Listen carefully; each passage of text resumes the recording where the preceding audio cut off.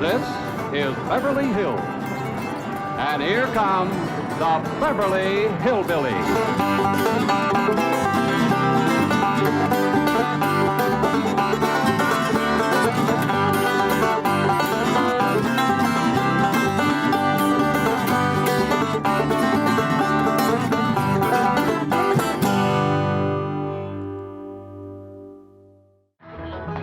Come on. Granny, there's a lot of darn nonsense.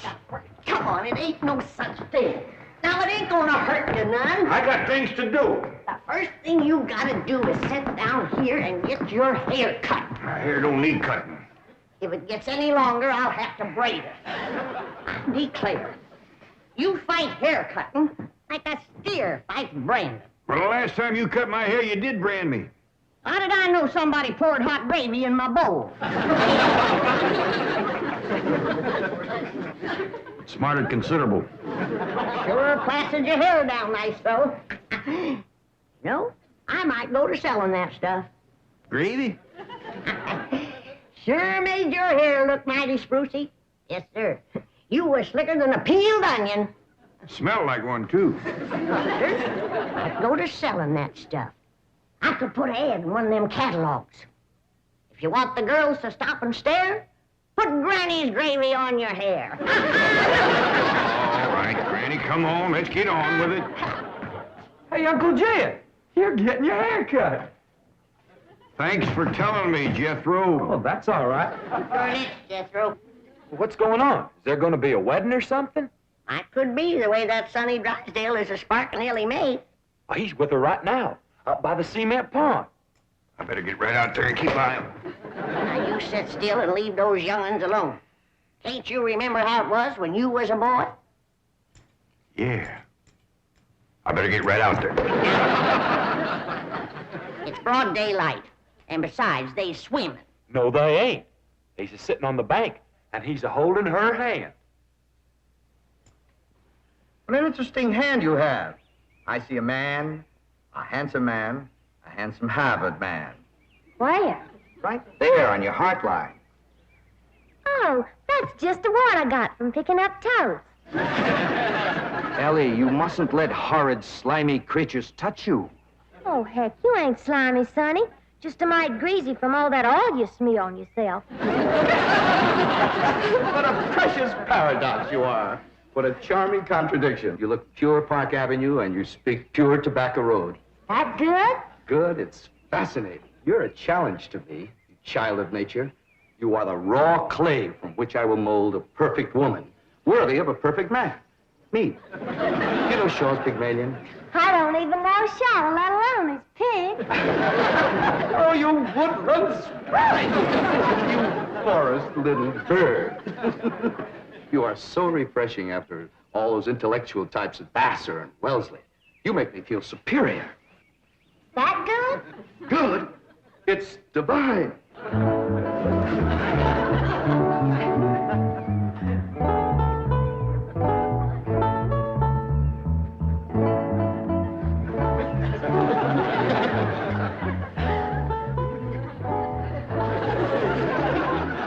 I am Caesar. You are a fair-skinned captive, a barbarian slave. Shall I drag you through the streets of Rome behind my chariot? Or shall I throw you into the arena with my lions? No, Caesar has other plans for you, my little savage. You shall be my slave, yes, but only the invisible bonds of love shall make you my prisoner. Come, I shall strum upon my lyre and recite odes to your beauty. What say you to that, fair maiden? How speak you now to mighty Caesar? I declare, Sonny, you're more fun than a bucket of tadpoles.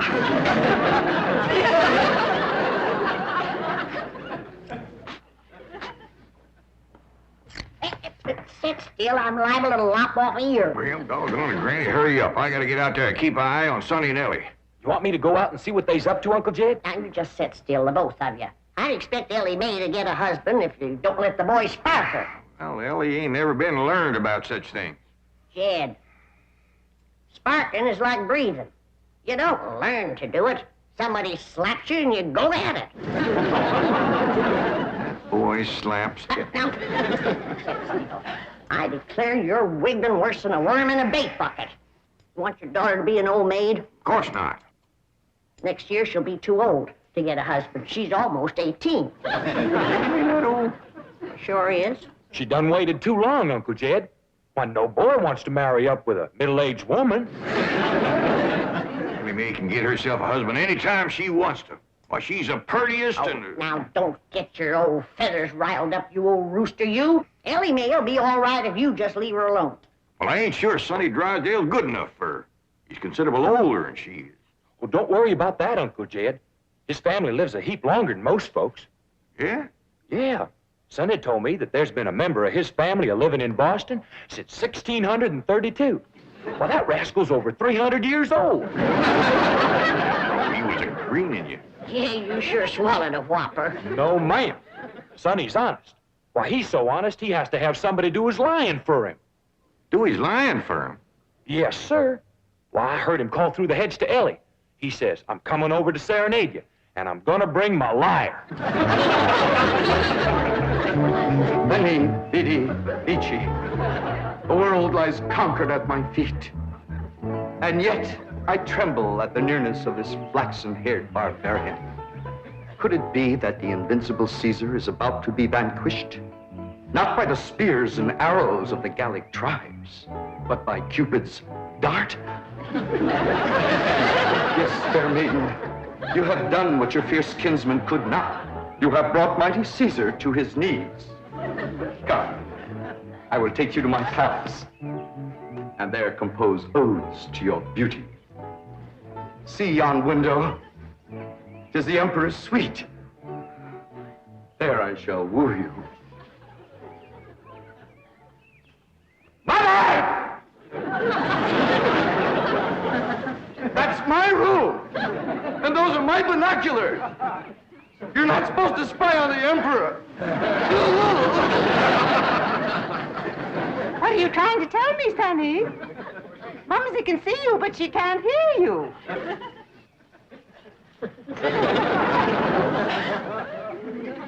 Yes, darling, Mumsy is watching.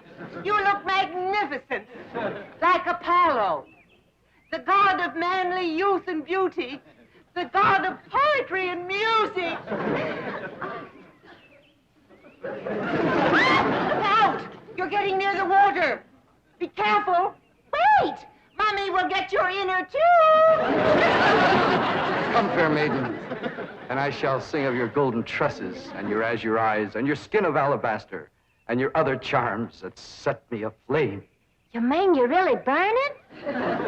Yes, dear one, and only you can put out the fire. Okay.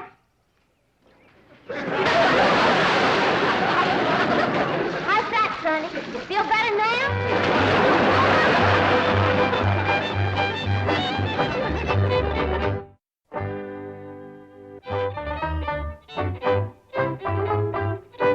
All right, Jethro, you're next.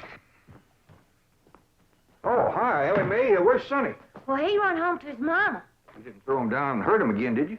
Don't you know, Pa? He caught fire, so I wetted him down in the pond. Sound like you done the right thing. How'd you catch fire? He said it was my charms that set him to burning. What charms were you toting? Well, just my sack of crawdad bones and my buckeye. You never heard of crawdad bones and a buckeye starting a blaze? What happened to your rabbit's foot? I didn't have it.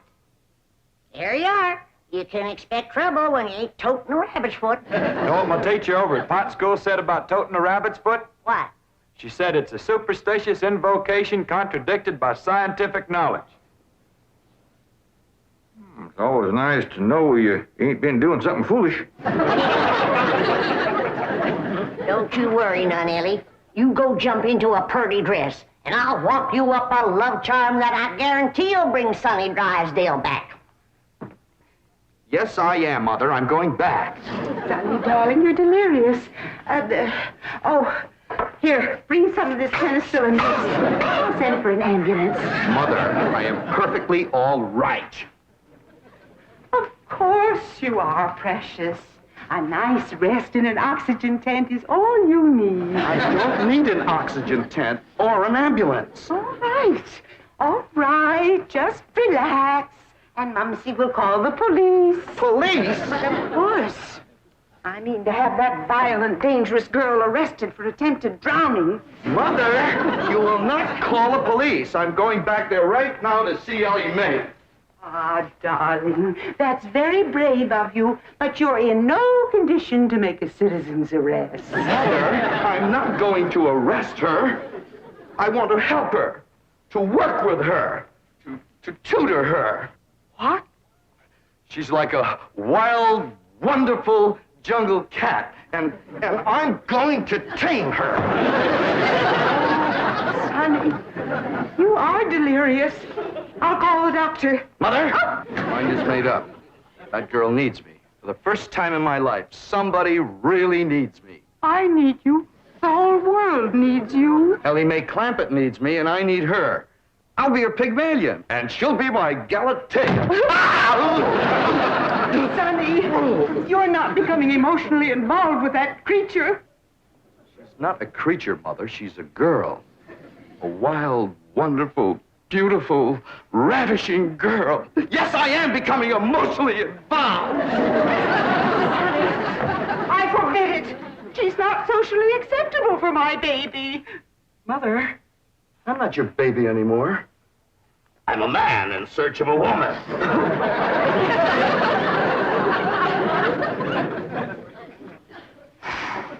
Where did he learn that language?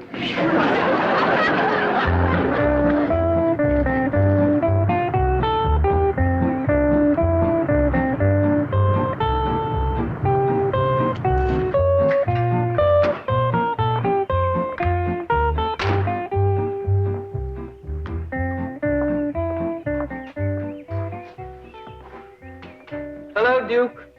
You noble veteran of the chase.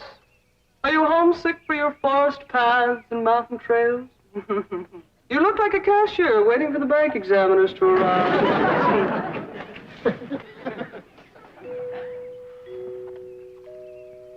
You know, if you were a cashier, you could hide $1 million in here.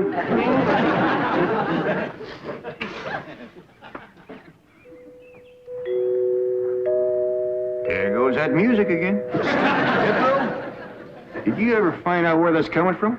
No, sir, I didn't. Every time I went to looking for it, somebody always come to the door. This time I'm gonna find it for sure. You see?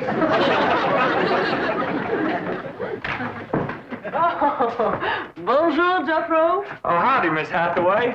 No. When I say bonjour, Jethro, you say bonjour, Mademoiselle Jane. Now say it. Bonjour, Mademoiselle Jane. Bonjour, Mademoiselle Jane. That's very good. Except for the mwah sound. It must be soft. Mwah. What? No. Watch my lips closely. Mwah. Try that. What? Try it again. What? That's closer. Try again. What? Once more. What? Close in on her, Jethro. Oh, Mr. Clampett, I was attempting to teach Jethro to articulate the Gallic diphthong. No matter what fancy name you call it, he ain't very good at it. You'll learn. But now to the purpose of my visit. Is Sonny Drysdale here? No, but he will be. Granny's out in the kitchen whopping up a love charm for Elly to give to him. She said it'll bring him on the run. Mr. Clampett, I am reluctant to disillusion you about so-called love charms, but they are mere superstitious invocations and have been proved to be completely ineffective. Granny sets great store by him.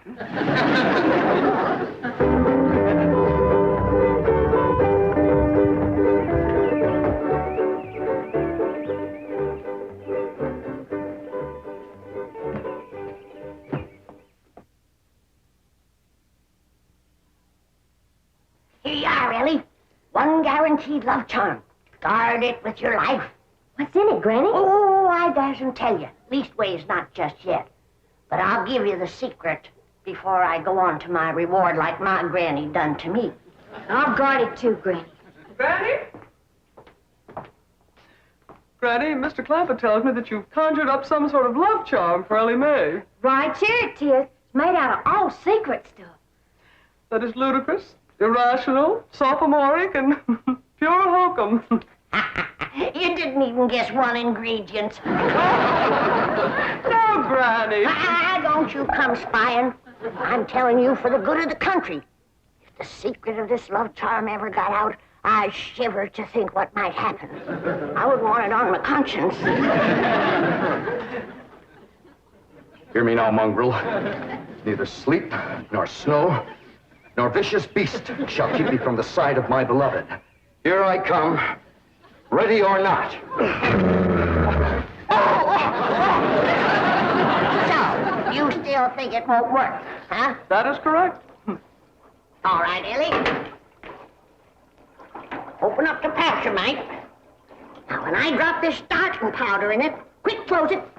Press it to your heart. And say, darling, darling, my true love, come a-swooping like a dove.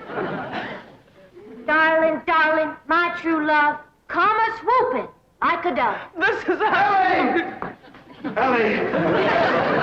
I have flown to your side in spite of all danger. What fate, what power have I to thank for giving wings to my feet? That little old charm maker, me.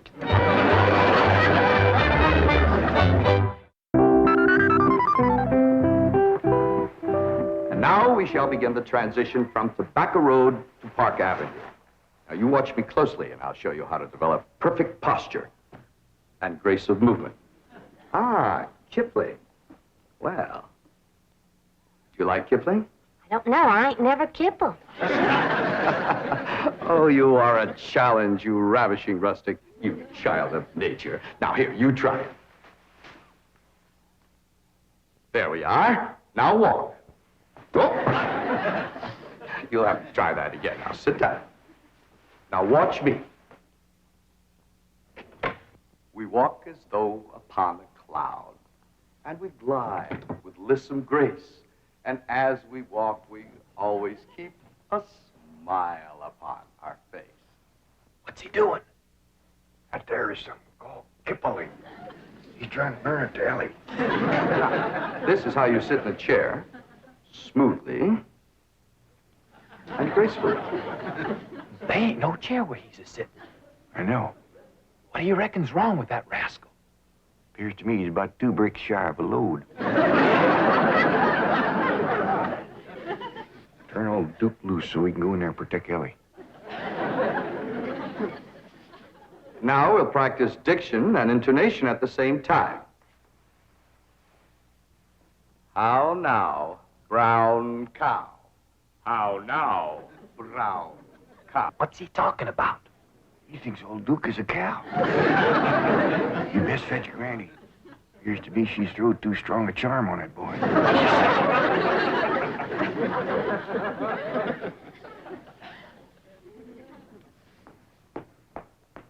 There you are.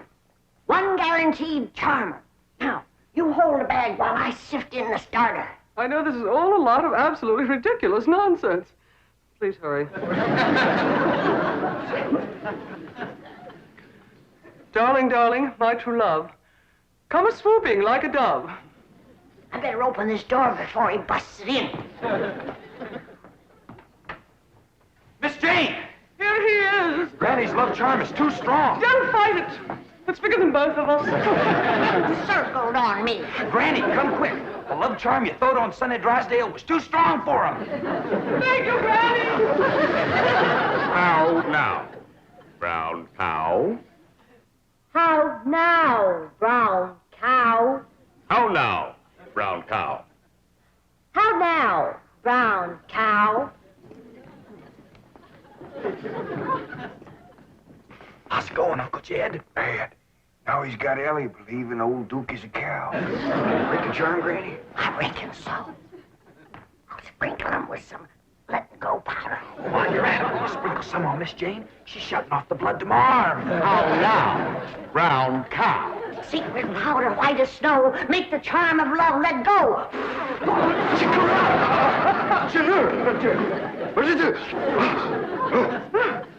The spell is broken.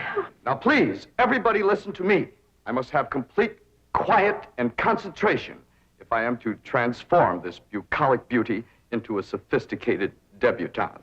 Now, I have studied drama at Yale, Harvard, Princeton, and Dartmouth, and I am probably the only living man who can accomplish this difficult cultural metamorphosis in the brief time available.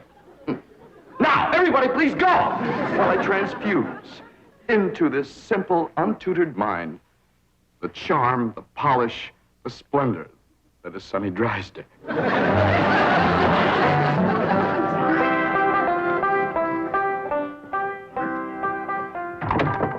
Jed? Hi, Granny. Is Elly and Sonny still in that room alone? It was the last time I was listening, a couple hours ago. They was talking about the rain in Spain, a land in the plain. Well, I guess they can't be up to no nonsense if they're talking about the weather. Doggies, I can't wait to see Elly all polished up and talking like Sonny and Miss Jane. While you're waiting, I got something for you. What is it? A love charm. What in the Sam Hill I want with that? It ain't what you're wanting, it's what you're getting, a woman. And it's high time you got one, being a widower. Besides, the moon is right. That's why this stuff is working so high-fired powerful. So here. Well, I ain't interested in none of these la-di-da Beverly Hills women, so here. Well, they're interested in you, so here. Who said? Jethro says. Jethro don't know nothing, so here. I reckon Jethro ought to know what's going on in his own school.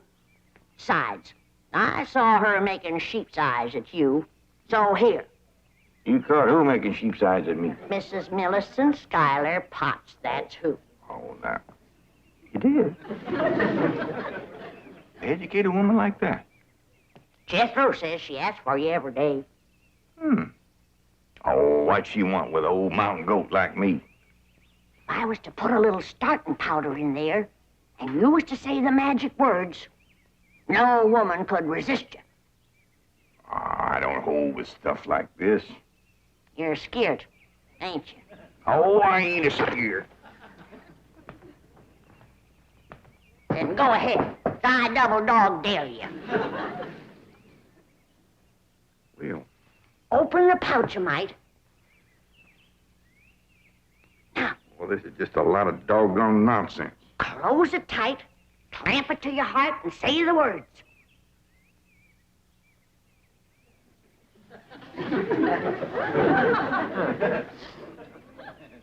Darling, darling, my true love come a-swooping like a dove. Where is he? Where's my dog? It's Mrs. Drysdale. Where is he? Oh, where is he? Oh, I tried to stay away, but I could not. He's mine, and no other woman shall have him. Drysdale, you're a married woman. Think of your husband. Care about my husband. I want my darling, and no one is going to keep me from him. I sure hate to have to do this, but... Sonny, where are you, Sonny? He's inside with Elly Mae. Now, if you just calm yourself down, I'll go and get him. He's a-coming, Miss Drysdale. Howdy, Ma. Was you a-hollering for me?